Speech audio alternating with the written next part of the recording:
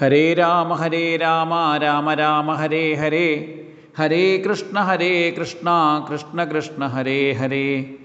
പീതാംബരം കരവിരാജിത ശംഖചക്രകൗമോദകീ സരസിജം കരുണാസമുദ്രം രാധാസഹായമതിസുന്ദരമന്ദഹാസം വാതാലയേശമനിശം ഹൃദി ഭാവയാമി. ശ്രീഗുരോശരണാംഭോജം യസ്യാന്തിശി വിരാജത്തെ തസ്യൈ നമസ്കുർമഃ കായേന വചസാധിയാ. ഗുരുവായൂരപ്പാ ശരണം. ഗുരുഭ്യോ നമഃ. ശ്രീമദ്ഭാഗവതാഖ്യോയം പ്രത്യക്ഷ കൃഷ്ണ ഏവ ഹി. ഭഗവാന്റെ വാങ്മയ സ്വരൂപം തന്നെയാണ് ശ്രീമദ് ഭാഗവതം. ഭഗവാൻ എന്നാൽ വേദസ്വരൂപനാണ്, ആനന്ദസ്വരൂപനാണ്, പരമാത്മസ്വരൂപനാണ്, പരമേശ്വരനാണ്. സർവവേദാന്ത സാരമായിട്ടുള്ള ശ്രീമദ് ഭാഗവതം. വേദമെന്നാൽ നിത്യ പ്രാപ്തി അനിഷ്ടപരിഹാരയോ അലൗകിക ഉപായം യോ ഗ്രന്ഥ വേദ ഇതി സ വേദ എന്നാണ്.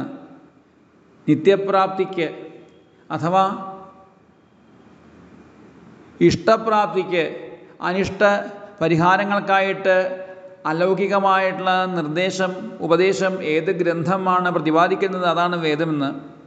അതായത് നിത്യ സൗഖ്യം, ദുഃഖങ്ങളുടെ ആത്യന്തികമായിട്ടുള്ള നാശം, ഇതൊക്കെ സാധിക്കാൻ ആത്മസാക്ഷാത്കാരം കൊണ്ട് മാത്രമേ സാധിക്കുള്ളൂ. ആ ആത്മസാക്ഷാത്കാരത്തെക്കുറിച്ച് മോക്ഷത്തെ പ്രതിപാദിക്കുന്ന ഏകാദശ സ്കന്ധത്തിൽ 8ാമത്തെ അധ്യായമാണ് ഇന്ന് ചിന്തിക്കേണ്ടത്. നേരത്തെ 7ാമത്തെ അധ്യായത്തിൽ ഉദ്ധവോപദേശം ആരംഭിച്ചിരിക്കുന്നു. ഉദ്ധവനായിക്കൊണ്ട് ഭഗവാൻ അവസാനം നൽകുന്ന ഉപദേശം, അതിൽ ദത്താത്രേയ ഗീതയെ അവതരിപ്പിക്കുന്നു, അഥവാ 24 ഗുരുനാഥന്മാരെ പ്രതിപാദിക്കുന്നു. 24 ഗുരുനാഥന്മാരുടെ കാരുണ്യം കൊണ്ടാണ് എനിക്ക് സൗഖ്യം, സ്വസ്ഥത നേടാൻ കഴിഞ്ഞിരിക്കുന്നത് എന്ന് അവധൂതാഗ്രഹനായിട്ടുള്ള ദത്താത്രേയ മഹർഷി യദുമഹാരാജാവിനോട് പറയുന്ന രംഗമാണ് ഭഗവാൻ ഉദ്ധവനായിക്കൊണ്ട് ഉപദേശിക്കുന്നത്. കഴിഞ്ഞ 7ാമത്തെ അധ്യായത്തിൽ 8 ഗുരുനാഥന്മാരെയാണ് പറഞ്ഞത്. 8ാമത്തെ അധ്യായത്തിൽ അടുത്ത 9 ഗുരുനാഥന്മാരെ കുറിച്ച് പറയുന്നു. ഗുരു സങ്കല്പം, ഇവിടെ ഭൂമി, അഗ്നി, വായു, ആകാശം എന്നൊക്കെ ഗുരുനാഥന്മാരാണ്. എന്ന് പറഞ്ഞാൽ ഓരോന്നും കണ്ടാൽ ഓരോ പാഠം ഉൾക്കൊണ്ടുകൊണ്ട് ജീവിക്കണം ഈ ലോകത്തിൽ. അപ്പോൾ ഇതിലില്ലാത്തൊരു ഗുരുനാഥനെ കുറിച്ച് പറയുകയാണെങ്കിൽ ഉറുമ്പുകൾ വരിയായിട്ട് പോകുന്ന കണ്ടു കഴിഞ്ഞാൽ ഇതുപോലെ ശ്രദ്ധയോട് കൂടിയിട്ട് ബഹളം വയ്ക്കാതെ വരിയായിട്ട് അല്ലെങ്കിൽ കൃത്യമായിട്ട് പോകേണ്ടതാണ് നമ്മളും ജീവിതത്തിൽ. ഒരു പഞ്ചസാര കിട്ടിക്കഴിഞ്ഞാൽ സകല ഉറുമ്പുകളെയും വിളിച്ചു കൊണ്ടുവന്ന് പങ്കുവയ്ക്കുന്നു അവർ. നമുക്ക് എന്തെങ്കിലും കിട്ടിയാൽ എല്ലാവർക്കും പങ്കുവെച്ചു വേണ്ടേ നമ്മളും സ്വീകരിക്കാൻ? ഇങ്ങനെ ഇത് കണ്ടുകൊണ്ട് മറ്റു പല പാഠങ്ങളും നമുക്ക് ജീവിതത്തിൽ പഠിക്കാവുന്നതാണ്. എന്തായാലും 8ാമത്തെ അധ്യായത്തിൽ പ്രതിപാദിക്കുന്നത് 9 ഗുരുനാഥന്മാരെയാണ്. ആദ്യം ഒരു പെരുമ്പാമ്പെന്ന് പഠിച്ച പാഠം. പെരുമ്പാമ്പ്, സമുദ്രം,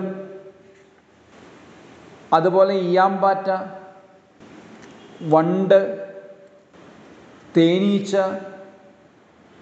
കൊമ്പനാന, തേനെടുക്കുന്നവൻ, മാൻ, മത്സ്യം, പിങ്കള എന്നിവരായിട്ടുള്ള സ്ത്രീ എന്നിങ്ങനെ 9 ഗുരുനാഥന്മാരെയാണ്, അവരിൽ നിന്ന് പഠിച്ച പാഠങ്ങളാണ് 8ാമത്തെ അധ്യായത്തിൽ പ്രതിപാദിക്കുന്നത്.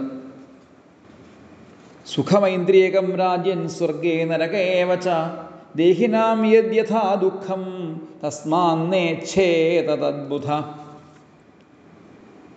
ഇന്ദ്രിയങ്ങളെ വിഷയങ്ങളോട് ചേരുമ്പോഴുള്ള സുഖം സ്വർഗത്തിലും നരകത്തിലുണ്ട്.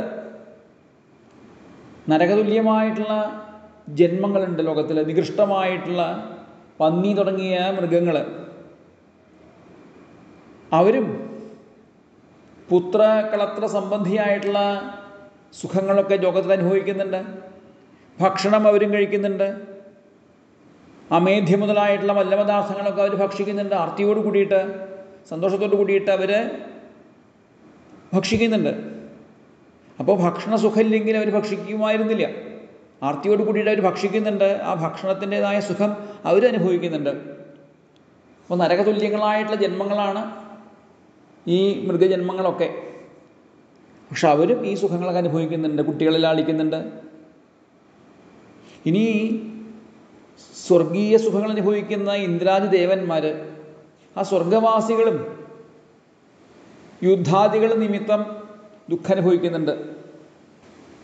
ദുഃഖം ഉണ്ടാവാനായിട്ട് ആരും പ്രാർത്ഥിക്കുന്നില്ല. ഭാഗവതത്തിൽ ആദ്യം ദുഃഖം തരണേന്ന് കുന്തിദേവി പ്രാർത്ഥിക്കുന്നുണ്ടെങ്കിലും അങ്ങോട്ട് ദുഃഖം വരുമ്പോൾ ഉള്ളു ചുട്ട് കൃഷ്ണ എന്ന് വിളിക്കാറാവും. അപ്പോൾ കൃഷ്ണനെ കാണുമ്പോൾ ആനന്ദമാണ്. ആ നിത്യസൗഖ്യത്തിന് വേണ്ടിയിട്ട് ദുഃഖം തരണേ എന്ന് പ്രാർത്ഥിക്കുന്നു എന്ന് മാത്രമേ ഉള്ളൂ. സാധാരണ നിലയ്ക്ക് ആരും ദുഃഖം തരണേ എന്ന് പ്രാർത്ഥിക്കാറില്ല ഭഗവാനോട്. അങ്ങനെ ആരും ദുഃഖത്തിന് വേണ്ടി പ്രാർത്ഥിക്കാറില്ലെങ്കിലും ദുഃഖം എല്ലാവർക്കും വരാറുണ്ട്, ദുഃഖം നേരിടേണ്ടി വരാറുണ്ട്. അപ്പോൾ ആ അദൃഷ്ടവശാൽ വരാവുന്ന സുഖദുഃഖങ്ങളെ തടുക്കാൻ ആർക്കും കഴിയില്ല. അതിനാൽ കർമാനുസാരം, കർമ്മഫലമനുസരിച്ച് വരുന്ന കാര്യങ്ങളൊക്കെ അനുഭവിക്കുക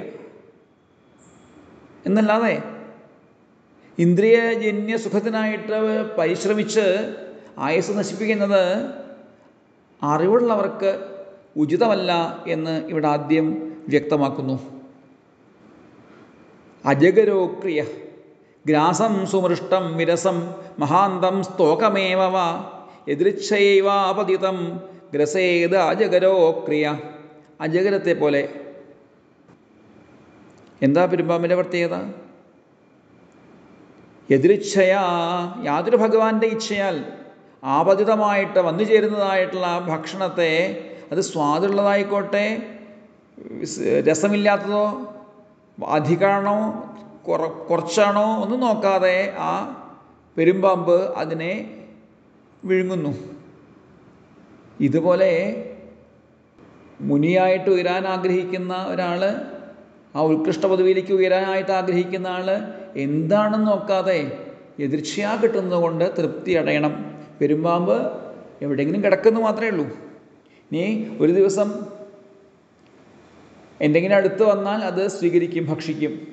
ഇനി അടുത്തൊന്നും വന്നില്ലെങ്കിലോ പട്ടിണി കിടക്കും. ഇതുപോലെ സ്വപ്രയാസം കൂടാതെ ഭക്ഷണം സിദ്ധിക്കുന്ന കാലം വരെ അങ്ങനെ കിടക്കുക. അതിനു വേണ്ടിയിട്ട് ഓടി നടക്കരുത്. എന്നാൽ പട്ടിണി കിടക്കുന്ന സമയത്തും സൂക്ഷ്മമായിട്ടൊരു ഭക്ഷണം നമ്മൾ കഴിക്കുന്നുണ്ട്. അതെന്താ?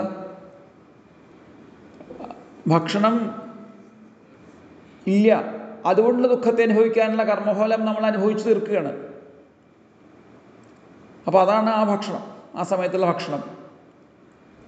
ഇങ്ങനെ എതിർച്ചയാ കിട്ടുന്നത് കൊണ്ട് തൃപ്തിപ്പെട്ടുകൊണ്ട് ജീവിക്കണം. ഇനിയും ശരീരം ഉണ്ടായി വരാൻ കാരണമായിട്ടുള്ള കർമ്മങ്ങൾ ചെയ്യാൻ ആഗ്രഹമില്ല എന്ന് ഉറപ്പിച്ചുകൊണ്ട് ഈ ശരീരത്തെ നിർവഹിക്കാനുള്ള ആവശ്യമായിട്ടുള്ള, അത്യാവശ്യമായിട്ടുള്ള കാര്യം മാത്രം സ്വീകരിച്ചുകൊണ്ട് ജീവിക്കണം എന്ന് നമ്മളെ ബോധിപ്പിക്കുന്നു. ഇങ്ങനെ ദേഹഭാവം മറന്ന് ആ പരമ ആത്മസ്വരൂപനായ ഭഗവാനെ ധ്യാനിക്കണം. ആത്മസ്വരൂപത്തിലേക്ക് തന്നെ ഉറപ്പിച്ചുകൊണ്ട് ആത്മധ്യാനം ചെയ്ത് ശരീരത്തെ ഉപേക്ഷിക്കാൻ തയ്യാറാവണം എന്ന് നമ്മളെ ബോധിപ്പിക്കുന്നു. ഇനി സമുദ്രത്തിൽ നിന്നൊരു പാഠം പഠിച്ചു. മുനിപ്രസന്ന ഗംഭീരോ ദുർവിഗാഹ്യോ ദുരത്യയ അനന്തപാരോ ഹ്യക്ഷോഭ്യ സ്ഥിമിതോദ ഇവാർണവ. സമുദ്രത്തെ പോലെ, സമുദ്രത്തിലെ ജലം തെളിഞ്ഞും ആഴമേറിയും നിശ്ചലമായിട്ടിരിക്കും. ഇറങ്ങി സഞ്ചരിക്കാനോ ആഴമറിയാനോ ഉള്ളിൽ എന്തെല്ലാം ഉണ്ടോ എന്ന് നിശ്ചയിക്കാൻ ആർക്കും കഴിയില്ല. അത്രയും സമുദ്രത്തിൻ്റെ ഗാംഭീര്യം അതാണല്ലോ.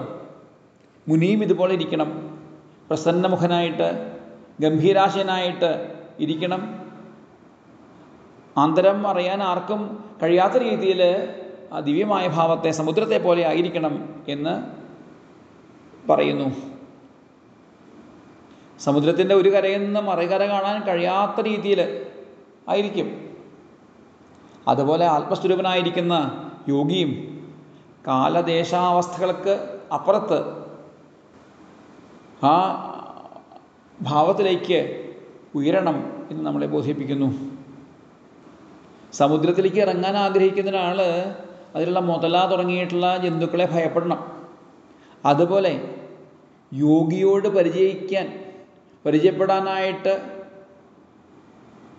തയ്യാറാവുന്നവനും ആ യോഗിയുടെ തപശക്തിയെ ഭയപ്പെടണം. സരിദ്ഭിരിവ സാഗര. ഇത് മാത്രമല്ല, വർഷകാലത്തിൽ പല മാർഗത്തിൽ കൂടി വെള്ളം ഒഴുകി സമുദ്രത്തിൽ വരും. എന്നാൽ വേനൽക്കാലത്ത് ഈ വരവുണ്ടാവില്ല. എങ്കിലും സമുദ്രത്തിൻ്റെ പൂർണ്ണാവസ്ഥ ഈ രണ്ട് കാലത്തും ഒരേ വിധം തന്നെയാണ്. അതുപോലെ ഐശ്വര്യാദികൾ ഉണ്ടെങ്കിലും ഇല്ലെങ്കിലും ഒരു മുനിക്ക് സന്തോഷ സന്താപങ്ങൾ ഉണ്ടാകരുത്. എപ്പോഴും ഒരേ നിലയിൽ ഈശ്വരധ്യാന തൽപരനായിട്ടിരിക്കണം എന്നത് സമുദ്രത്തിൽ നിന്ന് പഠിച്ചു. ഇനി പതംഗവൽ, ഒരു ഈയാമ്പാറ്റയെ കണ്ട് പഠിച്ച് പാഠത്തെക്കുറിച്ച് പറയുന്നു. ദൃഷ്ട്വാ സ്ത്രിയം ദേവമായാം തദ്ഭാവൈരജിതേന്ദ്രിയ പ്രലോഭിത പതത്യന്ധേ തമസ്യഗ്നൗ പതംഗവൽ. ഇന്ദ്രിയങ്ങളെ കീഴടക്കാതെ ഈശ്വരമായയായ സ്ത്രീയെ കണ്ടിട്ട് അവളുടെ ഭാവഹാവാദികളിൽപ്പെട്ട് മോഹിക്കപ്പെട്ട് നശിക്കാനിടവരരുത്.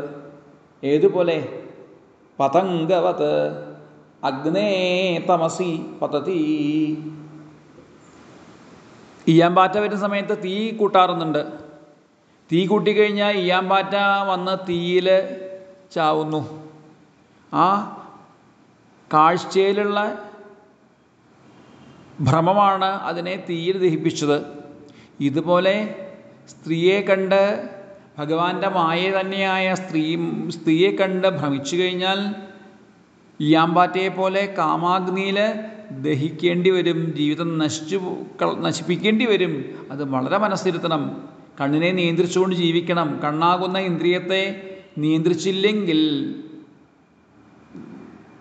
ഈയാമ്പാറ്റയെ പോലെ നാശം സ്വാഭാവികമാണ് എന്ന് നമ്മളെ ബോധിപ്പിക്കുന്നു. അതുപോലെ സ്ത്രീ, ധനം, വസ്ത്രം, ആഭരണം ഈ പദാർത്ഥങ്ങളിൽ മൂഢന്മാർക്ക് താല്പര്യം ഉണ്ടാകുന്നു. ക്രമേണ അത് നാശത്തിനും കാരണമായിത്തീരുന്നു. ആ ഭ്രമം നാശത്തിലേക്ക് നയിക്കുന്നു. അതുകൊണ്ട് വളരെ മനസ്സിരുത്തി ജീവിക്കണം. പതംഗവത്, ഈയാമ്പാറ്റയെ പോലെ നമ്മളെ ബോധിപ്പിക്കുന്നു. അടുത്തത് മാധുകരിയും വൃത്തിയും മാധുകരിയും മുനി. വണ്ടിനെ സംബന്ധിച്ചതായിട്ടുള്ള സമ്പ്രദായത്തെ അനുഷ്ഠിക്കണം. സ്തോകം ഗ്രസേദ്ഗ്രാസം ദേഹോ വർത്തേതയാവത ഗൃഹാനഹിംസാന്നാതിഷ്ഠേൽ വൃത്തിയും മാധുകരിയും മുനി. എത്ര മാത്രം കൊണ്ട് ശരീരം നിലനിൽക്കുന്നുവോ അത്രമാത്രം അല്പമായ ഭക്ഷണത്തെ ഗൃഹസ്ഥാശ്രമികളെ ഉപദ്രവിക്കാതെ മുനിയായ ഒരാൾ ഗ്രസിക്കണം. ഏതുപോലെ? ഒരു വണ്ടിനെ പോലെ. വണ്ടിനെ സംബന്ധിച്ചതായിട്ടുള്ള വൃത്തിയെ, സമ്പ്രദായത്തെ അനുഷ്ഠിച്ചുകൊണ്ട് ജീവിക്കണം. ശരീരം നിലനിൽക്കുന്നതിന് വേണ്ടുന്ന ഭക്ഷണം മാത്രമേ മുനി സ്വീകരിക്കാവൂ. അത് ഒരു ഗൃഹത്തിൽ നിന്ന് തന്നെ എടുക്കരുത്. തനിക്ക് ആവശ്യമുള്ളത് ഒരു ഗൃഹത്തിൽ നിന്ന് മാത്രം എടുക്കരുത്. പല പല ഗൃഹങ്ങളിൽ പോയിട്ട് ഭിക്ഷയെടുത്ത് കൊണ്ടുവന്ന് വേണം സ്വീകരിക്കാൻ. പണ്ടങ്ങനെയല്ലേ? ഒരു പുഷ്പത്തിൽ പോയി കഴിഞ്ഞാൽ അതിന് വേണ്ടതൊക്കെ കിട്ടും, പക്ഷെ കുറച്ച് മാത്രം എടുക്കും. അങ്ങനെ ഓരോരോ പുഷ്പങ്ങളിൽ നിന്ന് ശേഖരിച്ച തേനാണ് വണ്ട് സ്വീകരിക്കുന്നത്. ഒരു ഗൃഹത്തിൽ തന്നെ വസിച്ചു കഴിഞ്ഞാൽ വീണ്ടും അത് ബന്ധം വർദ്ധിക്കാനായിട്ട് കാരണമായിത്തീരും. വണ്ട് ഒരു പൂവിൽ നിന്ന് തനിക്ക് വേണ്ടുന്ന ഭക്ഷണ പദാർത്ഥമായിട്ടുള്ള തേന് മുഴുവൻ എടുക്കുന്നില്ല. പല പുഷ്പങ്ങളിൽ നിന്നാണ് അത് മുഴുവൻ ശേഖരിക്കുന്നത്. അതുപോലെയാവണം ഒരു മുനിയും യോഗിയും എന്ന് പ്രത്യേകം പറയുന്നു. ഇനി ഏതെങ്കിലും ഒരു പുഷ്പത്തിലെ ആ സൗരഭ്യം ആഗ്രഹിച്ചുകൊണ്ട് അതിൽ തന്നെ കുറേ നേരം ഇരുന്ന് കഴിഞ്ഞാലോ, സന്ധ്യാവുമ്പോഴേക്കും പുഷ്പം കൂടും, വണ്ടിൻ്റെ കഥ കഴിയും. അപ്പോൾ വണ്ടിൻ്റെ നാശത്തിന് കാരണമായി തീരും. സുഗന്ധദ്രവ്യങ്ങളിൽ ഭ്രമിച്ചു കഴിഞ്ഞാൽ നാശത്തിലേക്ക് പോകേണ്ടി വരും. മൂക്കിനെ നിയന്ത്രിക്കണം എന്നുകൂടി സൂചിപ്പിക്കുകയാണ് ഈ വണ്ടാകുന്ന ഗുരുനാഥനിലൂടെ. പഞ്ച ഇന്ദ്രിയങ്ങളെ നിയന്ത്രിക്കുന്നതിൽ വണ്ടിലൂടെ മൂക്കിനെ നിയന്ത്രിക്കണം. നേരത്തെ ഈയാമ്പാതിയുടെ കണ്ണിനെ നിയന്ത്രിക്കണമെന്ന് സൂചിപ്പിച്ചു. അപ്പോൾ മൂക്കിനെ നിയന്ത്രിക്കാനായിട്ട് വണ്ടിനെ നമുക്ക് കാണാവുന്നതാണ്. പിന്നെ വീണ്ടും പറയുന്നു, സർവതസാരമാദദ്യാൽ പുഷ്പേഭ്യൈവ ഷഡ്പദ. എല്ലാത്തിൻ്റെയും സാരമാണ് വണ്ട് സ്വീകരിക്കുന്നത്. പുഷ്പങ്ങൾ വലുതായാലും ചെറുതായാലും അതിലുള്ള സാരമായ തേനിനെ മാത്രമേ വണ്ട് എടുക്കുന്നുള്ളൂ. അതുപോലെ വിവേകിയായിട്ടുള്ള ഒരാൾ വലുതും ചെറുതുമായ ശാസ്ത്രങ്ങളിൽ നിന്ന് സാരം മാത്രം സ്വീകരിക്കണം എന്ന് വലിയൊരു പാഠം വണ്ടിൽ നിന്ന് പഠിച്ചു. ഇനി തേനീച്ചയിൽ നിന്ന് പഠിച്ച പാഠം പറയുന്നു. സായന്തനം ശ്വസ്തനം വാ ന സംഗൃഹീത ഭിക്ഷിതം പാണിപാത്രോദരാമത്രോ മക്ഷികേവ ന സംഗ്രഹീ. പുഷ്പങ്ങളിൽ നിന്ന് തേനെടുത്ത് ഭക്ഷിക്കുകയും ശേഖരിച്ച് സൂക്ഷിക്കുകയും ചെയ്യുന്ന തേനീച്ചകളെ തേനെടുക്കുന്ന ജനങ്ങൾ കൊല്ലുന്നു. ഈ വിധം തേൻ കൂട്ടിവെച്ചിട്ടില്ലെങ്കിൽ ഈ ഉപദ്രവം അവയ്ക്കുണ്ടാവുമായിരുന്നില്ല. ഇതിപ്പോൾ മറ്റുള്ളവർക്ക് ആവശ്യമുള്ളത് കൂട്ടിവെച്ചത് കൊണ്ടാണ് നാശത്തിലേക്ക് പോയത് എന്ന് തേനീച്ചയെന്ന് പഠിക്കാം. തേനീച്ചയെ പോലെ ഇതുപോലെ കൂട്ടിവെച്ചാൽ നാശം ഉറപ്പാണെന്ന് പഠിക്കാവുന്നതാണ്. ഇതുപോലെ ഭിക്ഷുവും ഭിക്ഷയെടുത്ത് കിട്ടുന്ന അന്നം അപ്പോൾ ഭക്ഷിക്കുന്നതല്ലാതെ മറ്റൊരു സമയത്തേക്ക് വേണ്ടിയിട്ട് കരുതി വെക്കരുത്. ഭക്ഷണം വാങ്ങാൻ പാത്രം തൻ്റെ കൈയും സൂക്ഷിക്കാനുള്ള പാത്രം വയറുമായിരിക്കണം. പാണിപാത്ര കൈയാകുന്ന പാത്രത്തോടും ഉദരമാത്ര വയറാകുന്ന സൂക്ഷിപ്പ് പാത്രത്തോടു കൂടിയവനായിരിക്കണം യോഗി. ഒരു തേനീച്ചയെപ്പോൾ സംഗ്രഹി, മക്ഷികായിവ സംഗ്രഹി, മക്ഷികയെപ്പോലെ എന്ന് പറയുന്നു. അതുപോലെ വൈകുന്നേരത്തേക്ക് നാളത്തേക്ക് എന്ന് വിചാരിച്ച് കിട്ടിയ ഭക്ഷണം അല്ലെങ്കിൽ എന്തും ആയിക്കോട്ടെ സൂക്ഷിച്ചു വയ്ക്കുന്ന ഭിക്ഷുവും നാശത്തിലേക്ക് പതിക്കും. ഏതുപോലെ തേനീച്ചകളെ പോലെ. തേനീച്ച തന്നെ കൂട്ടിവെച്ചതാണല്ലോ അതിൻ്റെ നാശത്തിലേക്ക് ഭവിച്ചത്. ഇനി അടുത്തത് കൊമ്പനാന. ആനയെ എങ്ങനെയാണ് പിടിക്കുക? കൊമ്പനാനയെ കാട്ടുന്ന പിടിക്കുക എങ്ങനെയാണ്? വലിയ കുഴിയൊക്കെ ഉണ്ടാക്കി അതിൻ്റെ മുകളിൽ ഇലയൊക്കെ ഇട്ട് കുഴിയൊക്കെ മറിച്ച് അതിൻ്റെ മുകളിൽ തിന്നാനുള്ള കരിമ്പൊക്കെ ഇട്ട് വയ്ക്കും. എന്നാലും ആനകൾ വരുന്ന സമയത്ത് വളരെ സൂക്ഷ്മമായിട്ട് നോക്കി പരിശോധിച്ചിട്ടേ വരുള്ളൂ. എന്നാൽ കൊമ്പനാനെ പിടിക്കാനായിട്ട് ആ വലിയ കുഴിയുടെ അപ്പുറത്ത് ഒരു പിടിയാന നിർത്തുമ്പോൾ കൊമ്പനാന എല്ലാ മുൻകരുതലും മറന്ന് ഓടി കുഴിയിൽ വീഴുന്നു. ഇതുപോലെ സ്ത്രീക്ക് പുരുഷനോടും പുരുഷന് സ്ത്രീയോടുള്ള ആസക്തിയാണ് ലോകത്തിലെ ഏറ്റവും വലുത്. ആസക്തിയിൽപ്പെട്ട് ത്വക്കിലുള്ള ആസക്തിയിൽപ്പെട്ട് നശിക്കാൻ ഇടവരരുത്. സ്പൃശൻ കരീവ ബധ്യേത കരിണ്യ അംഗസംഗത. ഇവിടെ പറയും പദാപി യുവതീം ഭിക്ഷുർന്ന സ്പൃശേൽ ധാരവീമപി. മരം കൊണ്ടുണ്ടാക്കിയ ഒരു സ്ത്രീയുടെ പ്രതിമയെ കാലുകൊണ്ട് പോലും സ്പർശിക്കരുത് ഒരു സന്യാസി. അങ്ങനെ സ്പർശിച്ചു കഴിഞ്ഞാലോ ഈ ആനയെ പോലെ അധപ്പതിക്കേണ്ടി വരും. അത്രയും മനസ്സിരുത്തി ജീവിക്കണം, പ്രത്യേകിച്ചും ഭിക്ഷുവായിട്ടുള്ള ഒരാൾ, സന്യാസിയായിട്ടുള്ള ഒരാൾ എന്ന് എടുത്തു പറയാണ്. വളരെ മനസ്സിരുത്തി വേണം ജീവിക്കാൻ. അതുമാത്രമല്ല, ഒരു കൊമ്പനാനയുടെ കൂടെ ഇരിക്കുന്ന അല്ലെങ്കിൽ പിടിയാനയുടെ കൂടെ ഇരിക്കുന്ന കൊമ്പനാന ആ പിടിയാനയോട് ചേർന്നിരിക്കുകയാണ് കൊമ്പനാന. അപ്പോൾ മറ്റ് കുറേ കൊമ്പനാനകൾ വന്നപ്പോൾ ആ പിടിയാനെ കിട്ടാൻ വേണ്ടിയിട്ട് ഇയാൾ എത്ര ശക്തനാണെങ്കിലും ഇയാളെ ഈ കൊമ്പനാനയെ ഉപദ്രവിച്ച് ചിലപ്പോൾ കൊന്നിട്ടാവും ആ പിടിയാനെ സ്വന്തമാക്കി തീർക്കുക. അപ്പോൾ നാശത്തിന് പോലും കാരണമായി തീരും എന്നതാ പ്രത്യേകം പറയുന്നു. അതുകൊണ്ട് തന്നെ നശിപ്പിക്കാൻ കാരണമായി വരാവുന്ന സ്ത്രീയെ അറിവുള്ളവർ സ്വീകരിക്കരുത് എന്ന് ആനയിൽ നിന്ന് പഠിച്ചു എന്ന് പ്രത്യേകം പറയുന്നു. ഇനി തേനെടുക്കുന്ന ആൾ, നേരത്തെ തേനീച്ചയെക്കുറിച്ചാണ് പറയുന്നത്, തേനെടുക്കുന്നവനെ കുറിച്ച് പറയുന്നു. നദേയം നോപഭോഗ്യം ച ലുബ്ധൈര്യദുഃഖസഞ്ചിതം ഭുങ്ക്തേ തദപി തച്ചാന്യോ മധുഹേവാർത്ഥവിന്മധു. ലുബ്ധന്മാരാൽ കൊടുക്കാതെയും അനുഭവിക്കാതെയും ഏതാണോ കഷ്ടപ്പെട്ട് സമ്പാദിക്കുന്നത് അതിനെ മറ്റൊരുത്തൻ വന്ന് എടുത്തുകൊണ്ട് പോകുന്നു, എന്നിട്ട് അവരനുഭവിക്കുന്നു. പിശുക്കന്മാർ എന്തെങ്കിലുമൊക്കെ സമ്പാദിക്കുന്നത് വളരെ കഷ്ടപ്പെട്ടാണ്.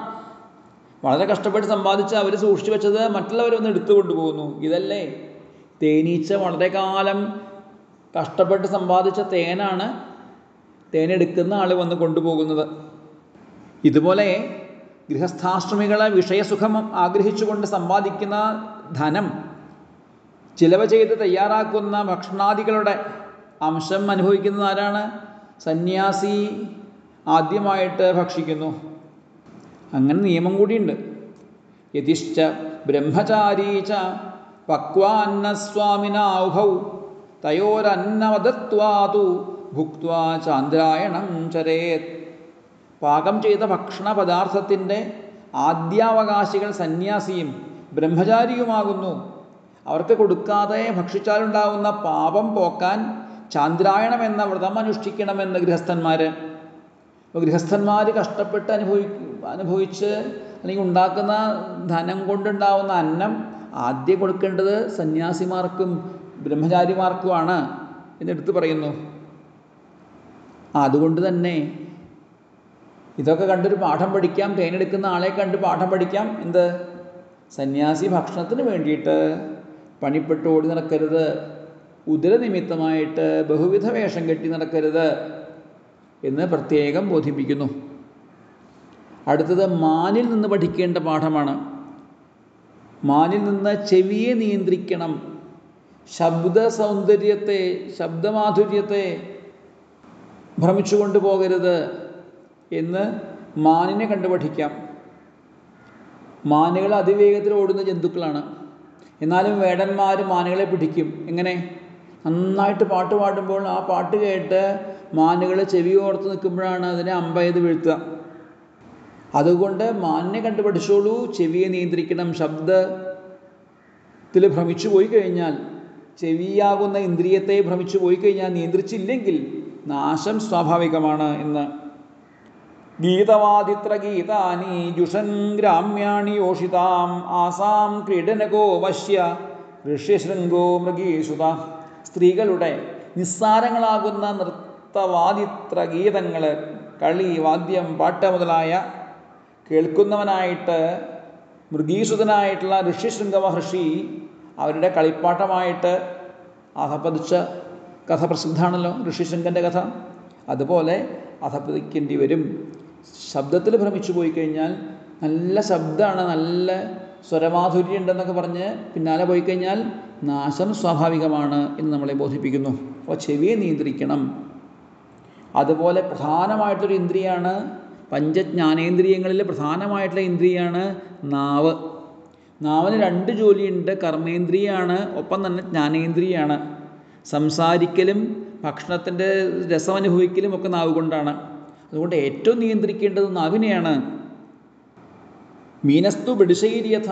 നാവിനെ നിയന്ത്രിക്കണമെന്ന് മത്സ്യത്തിൽ നിന്ന് പഠിക്കാം. ചൂണ്ടയിടുന്ന സമയത്ത് ചൂണ്ടയുടെ അറ്റത്ത് വെച്ച് ആ തീറ്റയെ കണ്ടിട്ടാണ് മത്സ്യം വന്ന് കൊത്തുന്നത്. അതോടുകൂടിയിട്ട് അത് നാശത്തിലേക്ക് പോയി, അതിൻ്റെ ജീവിതം അവസാനിച്ചു. ഇതുപോലെ നമ്മൾ നാവിനെ നിയന്ത്രിച്ചിട്ടില്ലെങ്കിൽ അധപ്പതിക്കേണ്ടി വരും. ബാക്കി ഏതൊക്കെ ഇന്ദ്രിയങ്ങളെ നിയന്ത്രിച്ചാലും കാര്യമില്ല, നാവിനെ നിയന്ത്രിച്ചിട്ടില്ലെങ്കിൽ അധപ്പതനം ഉറപ്പാണ്. ന ജയേദ്രസനം യാവജ്ജിതം സർവം ജിതേരസേ. മറ്റ് ഇന്ദ്രിയങ്ങളെ എല്ലാം ജയിച്ചാലും ജിഹ്വേന്ദ്രിയത്തെ ജയിക്കാത്തവൻ ജിതേന്ദ്രിയനല്ല. ജിഹ്വയെ ജയിക്കാൻ തന്നെ ശ്രമിക്കണം, എന്നാൽ എല്ലാം ജയിച്ചു എന്നിതാ ഉറപ്പിച്ചു പറയുന്നു. ഭക്ഷണം, സാത്വികമായിട്ടുള്ള ഭക്ഷണം കഴിക്കാൻ, ശരീരത്തെ നിലനിർത്താനുള്ള ഭക്ഷണം കഴിക്കാനായിട്ട് ശ്രമിക്കണം. ഭക്ഷണത്തിൻ്റെ സ്വാദ് നോക്കി പോയി കഴിഞ്ഞാൽ അത് അധപതനത്തിന് കാരണമായി തീരും. ശരിക്കും നമുക്കൊക്കെ ജീവിക്കാനായിട്ട് വേണ്ടത് ഒരു നേരത്തെ ഭക്ഷണമാണ്. ഒരു നേരം സാത്വികമായിട്ടുള്ള ആഹാരം കഴിക്കുന്നവനെയാണ് യോഗി എന്ന് പറയേണ്ടത്. 2 നേരം ഭക്ഷണം കഴിച്ചാൽ ഭോഗി എന്ന് പറയാം. 3 നേരം ഭക്ഷണം കഴിച്ചാൽ രോഗിയാവാം. 4 നേരം ഭക്ഷണം കഴിച്ചാൽ ദ്രോഹിയാവും എന്നൊക്കെയാണ് ആചാര്യന്മാർ പറയുന്നത്. ഇങ്ങനെ ഇന്ദ്രിയങ്ങളെ നിയന്ത്രിക്കണമെന്ന് ബോധിപ്പിക്കുന്ന ഗുരുനാഥന്മാർ. ഇനി ഈ 8ാമത്തെ അധ്യായത്തിൽ ഒരു ഗുരുനാഥനെ കൂടി പറയുന്നുണ്ട്. പിങ്കള എന്നിവരായ സ്ത്രീയിൽ നിന്ന് പഠിച്ച പാഠത്തെക്കുറിച്ച്. പിങ്കള നാമ വേശ്യാസീൽ വിദേഹനഗരേ പുരാ. വിദേഹനഗരത്തിൽ പിങ്കള എന്നിവരായിട്ടുള്ള സ്ത്രീ ഉണ്ടായിരുന്നു, വേശ്യാസ്ത്രീ ഉണ്ടായിരുന്നു. പുരുഷന്മാരെ സ്വീകരിക്കുന്നു, പണം സമ്പാദിക്കുന്നു. ഒരു ദിവസം പുരുഷനെ കാത്തിരിക്കുകയാണ്. ഒരു പുരുഷൻ വന്നു. നോക്കുമ്പോൾ ഇയാളെക്കാളിലും കുറച്ചുകൂടി പണം കിട്ടുന്ന പുരുഷൻ വരുമെന്ന് വിചാരിച്ചുകൊണ്ട് അയാളെ ഉപേക്ഷിച്ചു. കാത്തിരുന്നു. അങ്ങനെ പുതിയ പുതിയ പുരുഷന്മാർ നോക്കിയിരുന്നു. രാത്രി അകത്തേക്ക് പോകുന്നുണ്ട്, പുറത്തേക്ക് വരുന്നുണ്ട്. ആർത്തി കാരണം കൂടുതൽ പണമുള്ള ആളെ സ്വീകരിക്കാൻ വേണ്ടിയിട്ട് തയ്യാറായി നിന്നതാണ്. പക്ഷെ ക്രമത്തിൽ ആരും ഇല്ലാതെയായി.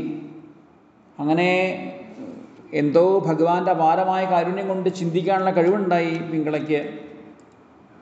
ചിന്തിച്ചു, എത്ര കാലമാണ് കഷ്ടം, എത്ര കാലമാണ് ഈ നിസ്സാര സുഖത്തിന് വേണ്ടിയിട്ട് താൻ ഓടി നടന്നത് എന്ന് പിങ്കള വിലപിക്കുന്നു. എന്തോ ഈ അവധൂതാഗുരുകണ്ഠ്യൻ്റെ സാന്നിധ്യം കൊണ്ടായിരിക്കാം അവർക്ക് ചിന്തിക്കാനുള്ള വിവേകമോ വൈരാഗ്യമോ ഒക്കെ ഉണ്ടായത്. ആ സ്വൈരിണിയായിട്ടുള്ള അവൾക്ക്. ഈ വിദേഹനഗരത്തിൽ, വിദേഹനഗരം എന്ന് പറഞ്ഞാൽ തന്നെ എന്താണ്? ദേഹാഭിമാനം ഇല്ലാത്തവരുടെ നഗരത്തിൽ നാട്ടിൽ വന്നിട്ട് ഞാൻ ഇത്രയും വിഷയിയായിട്ട് ജീവിച്ചു പോയല്ലോ, കഷ്ടം. എൻ്റെ മോഹത്തിൻ്റെ വലുപ്പം എത്രയാണ്? മനസ്സിനെ ഞാൻ ഒതുക്കാതിരുന്നതിൻ്റെ ഫലം തന്നെയാണ് ഈ മോഹത്തിന് കാരണം. മോഹയേവഹി കാരണം. നിസ്സാരനായിട്ടുള്ള ഒരുവിൽ നിന്ന് ആഗ്രഹപൂർത്തി കാക്ഷിച്ചതുകൊണ്ട് ഞാൻ അറിവില്ലാത്തവൾ തന്നെ നിശ്ചയം. സന്തം സമീപേ രമണം രതിപ്രദം വിത്തപ്രദം നിത്യമിമം വിഹായ അകാമദം ദുഃഖഭയാതിശോകമോഹപ്രദം തുച്ഛമഹം ഭജേജ്ഞ. ഞാൻ ആരെയാ ഭജിച്ചത്? എൻ്റെ അടുത്ത് ഒരിക്കലും പിരിയാത്ത സമീപേ രമണം രതിപ്രദം, അന്തര്യാമിയായിട്ട് ഒന്നിച്ചിരുന്ന് എപ്പോഴും എന്നെ രമിപ്പിക്കുന്ന ആത്മസ്വരൂപനായ ഭഗവാൻ ഉണ്ടായിരുന്നു. പരമാനന്ദ സ്വരൂപനായതുകൊണ്ട് തന്നെ രതിപ്രദനാണ്, എന്നെ ആനന്ദിപ്പിക്കാൻ കഴിവുള്ളവനാണ്, ആനന്ദത്തിൽ മുക്കുന്നവനാണ്. വിത്തപ്രദനാണ്. ലക്ഷ്മിപതിയായിട്ടുള്ള ഭഗവാന് തരാൻ കഴിയുന്നതിനേക്കാളിലും കൂടുതൽ പണം ആർക്ക് തരാൻ കഴിയും? അങ്ങനെയുള്ള നിത്യനായ ഈ ആത്മസ്വരൂപനായിട്ടുള്ള ഭഗവാനെ ഉപേക്ഷിച്ചിട്ട് ഒരു തരത്തിലുള്ള സുഖങ്ങളും തരാൻ കഴിയാത്ത ഒരു പുരുഷൻ എൻ്റെ അടുത്തേക്ക് ഓടി വരുന്നുണ്ടെങ്കിൽ കാരണം എന്താണ്? അവന് സുഖം കിട്ടുന്ന വിചാരിച്ചുകൊണ്ടാണ് അവൻ ഓടി വരുന്നത്. അപ്പോൾ സ്വയം സുഖമില്ലാത്തവൻ എങ്ങനെയാണ് സുഖം നൽകുക? പിന്നെ ഈ മനുഷ്യരൊക്കെ പണം കിട്ടാൻ വേണ്ടി ഓടി നടക്കുന്നവരാണ്, അർത്ഥത്തിന് വേണ്ടി ഓടി നടക്കുന്നവരാണ്. അർത്ഥം മോഹിച്ചുകൊണ്ടിരിക്കുന്ന അർത്ഥമോഹികളായിട്ടുള്ള അവർ എനിക്ക് എങ്ങനെയാണ് അർത്ഥം തരാൻ, എന്നെ അർത്ഥം കൊണ്ട് തൃപ്തിപ്പെടുത്താൻ അവരെങ്ങനെ തയ്യാറാവുക? ദുഃഖ ഭയാദി ശോക മോഹങ്ങളിൽ മുങ്ങിക്കൊണ്ടിരിക്കുന്ന അവർക്ക് എങ്ങനെ എനിക്ക് ആനന്ദം തരാൻ കഴിയും? ഇവിടെ ആത്മസ്വരൂപനായിട്ടുള്ള നിത്യ സത്യ സ്വരൂപനായിട്ടുള്ള ആനന്ദസ്വരൂപനായിട്ടുള്ള ഭഗവാൻ ഉണ്ടായിട്ട്, ലക്ഷ്മിപതിയായിട്ട് ഭഗവാൻ ഉണ്ടായിട്ട്, ആ ഭഗവാനെ ഉപേക്ഷിച്ച് ഈ നിസ്സാരന്മാരായിട്ട് പിന്നാലെ പോയ ഞാൻ ഏറ്റവും മൂഢയാണ് എന്ന് സ്വയം തിരിച്ചറിയുന്നു. കഷ്ടം. എങ്ങനെയുള്ളതായി ശരീരം എന്ന് പറഞ്ഞു കഴിഞ്ഞാൽ മലമൂത്ര ഭണ്ഡാകാരമായിട്ടുള്ള ഈ ദേഹത്തെ അസ്ഥി, മാംസം, നഖം, കഫം, പിത്തം, വാതം, മലമൂത്ര ഭണ്ഡാകാരമായിട്ടുള്ള ഈ ദേഹത്തെയാണല്ലോ ഞാൻ കേമമാണെന്ന് വിചാരിച്ചുകൊണ്ട് സ്വീകരിക്കാൻ തയ്യാറായത്. ഞാനല്ലാതെ വേറെ ആരാ ഈ നിസ്സാരമായ ദേഹത്തെ സ്വീകരിക്കുക? നവദ്വാരേ പുരേ ദേഹി. 9 ഗോപുരങ്ങളോട് കൂടിയിട്ടുള്ള ഒരു പുരം പോലെയാണ് ശരീരം. ശരീരത്തിന് അല്ലെങ്കിൽ ഒരു കെട്ടിടം ഉണ്ടാക്കുമ്പോൾ 2 മുള വെച്ചു, കുറേ കഴുക്കോലും, മുകളിൽ കുറേ കഴുക്കോലും അത് ഇതൊക്കെ വെച്ചു. അതുപോലെയല്ലേ ഈ ശരീരം എന്ന് പറഞ്ഞു കഴിഞ്ഞാൽ? ദേഹമാകുന്ന വീടിന് മുതുകത്ത് നീണ്ടു നിൽക്കുന്ന എല്ല് തന്നെ മോന്തായം. അതിൽ നിന്ന് ഓരോ ഭാഗത്തേക്കും വ്യാപിച്ചു കിടക്കുന്ന വാരി എല്ലുകൾ, കഴുക്കോലുകൾ, കൈകാലുകളാകുന്ന തൂണുകൾ, രോമങ്ങൾ, നഖങ്ങൾ, തോല് മുതലായ മേലെയിട്ട് ഇങ്ങനെ മേയുവാനുള്ള സാധനങ്ങൾ. പിന്നെ ഇതിൽ കുറേ അഴുക്ക് പദാർത്ഥങ്ങളൊക്കെ ഈ വീട്ടിൽ നിന്ന് പുറത്തേക്ക് പോകുന്നുണ്ട്. ഏതൊക്കെയാണ് അഴുക്ക് പദാർത്ഥങ്ങൾ? മലമൂത്രങ്ങൾ, വിയർപ്പ്, മലം, മൂത്രം ഒക്കെ പുറത്തേക്ക് ഒഴുകിക്കൊണ്ടിരിക്കുന്നു. ഇങ്ങനെയുള്ള ഈ നീർഷ്ടമായ ദേഹത്തെയാണല്ലോ മനോഹരമാണെന്ന് കരുതി അതിനോട് രമിക്കാനായിട്ട് ഞാൻ ശ്രമിച്ചത്. ഞാനല്ലാതെ വേറെ ആരാ ഇതിന് തയ്യാറാവുക? ചിന്തിക്കുന്ന ഒരാൾ. അങ്ങനെ സ്വയം ബോധിച്ചു. ഇതുവരെ പലതിനും എനിക്ക് വെറും ഈ മോഹം കൊണ്ട് ശരീരത്തിന് സൗന്ദര്യം ഉണ്ടെന്ന് തോന്നിയിരുന്നു. അല്ല, അതിന് സൗന്ദര്യം ഉണ്ടാക്കുന്നത് ആത്മസ്വരൂപനായ ഭഗവാനാണ്. എന്നിൽ തന്നെ ആത്മസ്വരൂപനായിട്ടുള്ള ഭഗവാനെയല്ലേ ഭജിക്കേണ്ടത് എന്ന് ഓർമ്മിച്ചു കഴിഞ്ഞപ്പോഴേക്കും സ്വസ്ഥത ഉണ്ടായി. ഇപ്പോൾ ആ പിങ്കളയ്ക്ക് പിങ്കള ഭഗവാനോട് പ്രാർത്ഥിക്കുന്നു, ഭഗവാനെ എന്നോട് കാരുണ്യമുണ്ടെന്ന് എനിക്ക് ഉറപ്പായി. ജഗദീശ്വരനായ ഭഗവാന്റെ കാരുണ്യം കൊണ്ടാണ് എനിക്കിങ്ങനെ ചിന്തിക്കാനുള്ള കഴിവുണ്ടായത്. നിർവേദ സുമഹാനഭൂൽ എന്നൊക്കെ പറയില്ലേ? നിർവേദം അഥവാ ചിന്തിക്കാനുള്ള കഴിവ് അഥവാ വിരക്തി, ഇത് ഭഗവാന്റെ അപാരമായ കാരുണ്യം കൊണ്ടുണ്ടാവുന്നതാണ്. സുമഹാൻ നിർവേദ എന്നാണ്. അതുണ്ടാവണമെങ്കിൽ, മഹത്തായ നിർവേദം ഉണ്ടാവണമെങ്കിൽ ഭഗവാന്റെ കാരുണ്യം ഉണ്ടാവണം. ഭഗവാന്റെ കാരുണ്യം എനിക്കുണ്ടായി എന്ന് അവൾക്കുറപ്പ് വന്നു. അങ്ങനെ ആ പരമമായിട്ടുള്ള ശാന്തിയെ പ്രാപിച്ചു. ഇതിലൂടെ അവധൂതാഗരികണ്യം പറയുന്നു, ആ പരമമായിട്ടുള്ള അവസ്ഥയെ പ്രാപിച്ച പിങ്കളെ കണ്ടപ്പോൾ, സുഖമായിട്ട് ഉറങ്ങിയ പിങ്കളെ കണ്ടപ്പോൾ അദ്ദേഹത്തിന് മനസ്സിലായി ഇതിൻ്റെ സാരം എന്താണെന്ന്. ആശാഹി പരമം ദുഃഖം നൈരാശ്യം പരമം സുഖം യഥാ സഞ്ചിദ്യകാന്താശാം സുഖം സുഷ്വാപ പിങ്കള. ആശയാണ് ദുഃഖത്തിന് കാരണം. ആശയില്ലാത്ത അവസ്ഥ, നൈരാശ്യം, പരമം സുഖം. സുഖം എന്ന് പറഞ്ഞാൽ നൈരാശ്യമാണ്, അഥവാ ആശയില്ലാത്ത അവസ്ഥയാണ്. ആഗ്രഹങ്ങളൊന്നുമില്ലാതെയാവുമ്പോഴാണ് ശരിയായിട്ടുള്ള ആനന്ദം അനുഭവിക്കാൻ കഴിയുക എന്ന് ആ പിങ്കളയ്ക്ക് ബോധ്യപ്പെട്ട പോലെ നമുക്കും ബോധ്യപ്പെടണം. ഹൃദയം ആത്മസ്വരൂപനായ ഭഗവാനെ കൊണ്ട് നിറയ്ക്കണം. ബാക്കിയുള്ള ആഗ്രഹങ്ങളെല്ലാം വെടിഞ്ഞ് ആഗ്രഹങ്ങളില്ലാത്ത അവസ്ഥയിലേക്ക് എത്തിച്ചേരണം. അപ്പോഴാണ് ഏറ്റവും ശാന്തമായ ശുദ്ധ സത്യ ബുദ്ധസ്വരൂപനായ ആത്മസ്വരൂപനായ ഭഗവാനെ സാക്ഷാത്കരിക്കാൻ കഴിയുക, ആനന്ദം അനുഭവിക്കാൻ കഴിയുക എന്ന് ബോധ്യപ്പെടുത്തുന്നു. ഇങ്ങനെ 9 ഗുരുനാഥന്മാരെയാണ് ഈ അധ്യായത്തിൽ പ്രതിപാദിക്കുന്നത്. നമുക്കും ഈ രീതിയിൽ ചിന്തിച്ചുകൊണ്ട് ഗുരുത്വമുണ്ടായി ആ പരമാത്മസ്വരൂപനായ ഭഗവാനെ സാക്ഷാത്കരിക്കാൻ ആത്മസാക്ഷാത്കാരത്തിനായിട്ട് സാധിക്കട്ടെ എന്ന് പ്രാർത്ഥിച്ചുകൊണ്ട് എല്ലാ വാക്കുകളും ഭഗവാന്റെയും ഗുരുനാഥൻ്റെയും തൃപാദാരവിന്ദങ്ങളിൽ സമർപ്പിക്കുന്നു. സർവത്ര ഗോവിന്ദനാമ സങ്കീർത്തനം. ഗോവിന്ദ ഗോവിന്ദ.